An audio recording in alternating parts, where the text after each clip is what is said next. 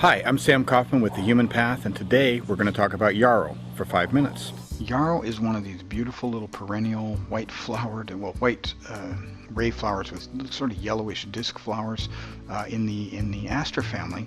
And we find it growing anywhere and almost everywhere in North America. It's going to grow, it likes grasslands a lot, it likes a lot of sun. You'll find it growing in a lot of the same places that you'd find sunflower growing actually.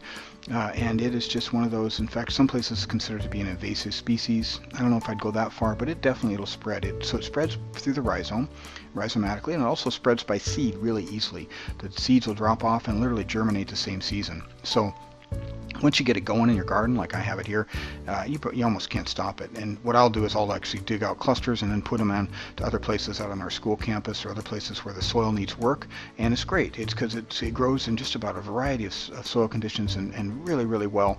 And it helps the soil out a little bit too.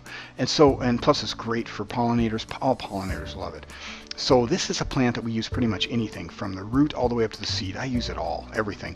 I will use pretty much all of it analogously, not completely. There's a few differences, but most of that. The flower and the seed we'll use more for if we want to distill it for essential oils, but otherwise we can use it fresh. We can use it dried. We can make wound powders out of it. We can make salves out of it. I use it in sprain and strain salves. We can use it in tinctures, we can use it in glycerites, we can use it in oxymels and syrups and essential oils, like I said. It just spread about anywhere. Contraindications are, be a little careful in the first trimester of pregnancy. It's a little bit of a uterine stimulant. And then it also, some people can have sensitivity because of the sesquiterpene lactones. They can get a little bit sensitivity, photosensitivity after they take it for a little while. Medicinal uses of this plant are just legion, but let's cover some of the basic ones. And the best way to do this is with a chart where we can put down on the left-hand side, let's put down the different body systems that we might want to, that we can deal with, and then across the top, let's go ahead and put all the different things that we can do, kind of some of the major categories, the major kind of paradigm categories that we get when we're working with herbs.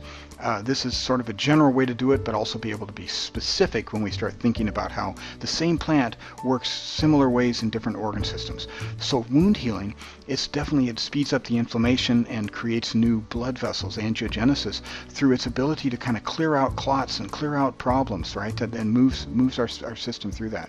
It does similar things in the urinary tract in the sense that it unclogs and helps as a diuretic. It also helps that in that aspect of urinary tract infections. It's very useful that way. It is also does similar things in the female reproductive tract in the sense of let's say amenorrhea, where or just moving out spotty periods and just where there's kind of congestion. And it does the same thing in the circulatory tract. We can do that, and also cholagogue. It moves the digestive tract really well. It's also famous as an astringent for hemostasis, which means to stop bleeding. It is an anti-infective in the urinary tract because of its astringency for other reasons as well. It helps balance the uterine tone and helps balance the urothelium as well as the uterine tone of the uterus. And it helps to tighten blood vessels externally as an astringent, for instance, with something like hemorrhoids or with varicose veins. And then also it's got this astringing quality to as an antispasmodic, helps with the digestive tract in general. And this can be something for even like for say dysentery and pain and spasms from that. Okay, it's also very restorative, famous as a restorative herb, right? Tissue proliferation is what happens after inflammation stage of wound healing, and it's very useful for that as we move into tissue proliferation. It helps to rebuild the urothelium in a UTI as well, kind of these micro lesions from a colonization of bacteria. It is a great hormonal balancer. It's got phytosterols that help balance that as well as vitalizing the circulation of the blood system in general as not just a diaphoretic, but also to help get all kinds of